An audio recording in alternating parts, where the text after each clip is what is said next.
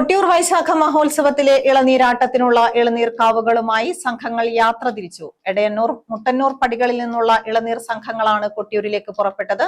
108 പേരാണ് സംഘത്തിലുള്ളത്. വ്രതാനുഷ്ഠാനങ്ങളുടെ ഒരാഴ്ച പടികളിൽ താമസിച്ചാണ് ഇളനീർ സംഘം കാവുകളുമായി കൊട്ടിയൂരിലേക്ക് പ്രയാണം ആരംഭിച്ചത്.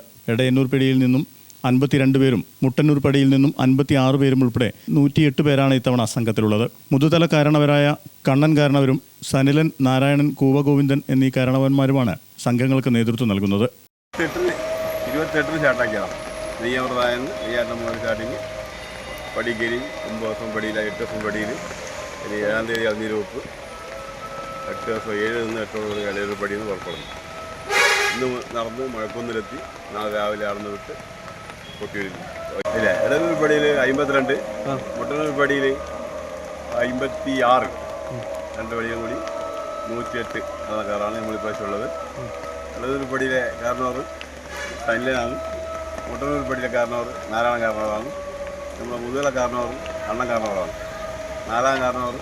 വെള്ളിയാഴ്ച രാത്രി മുഴക്കുന്നിൽ തങ്ങി ശനിയാഴ്ച രാത്രിയോടെ ഇളനീർ സംഘം കൊട്ടിയൂരിലെത്തും. കനത്ത മഴയെ അവഗണിച്ചും നിരവധി ഭക്തജനങ്ങളാണ് ചടങ്ങ് വീക്ഷിക്കുന്നതിനു വേണ്ടി എടയന്നൂർ സ്കൂളിന് സമീപത്തെ അരയാൽ തറയുടെ പരിസരത്ത് എത്തിച്ചേർന്നത്. കാരണവരുടെ അനുഗ്രഹം തേടി പ്രാർത്ഥനയോടെ ഓംകാരമന്ത്രം മുഴക്കിയാണ് സംഘത്തിന്റെ യാത്ര.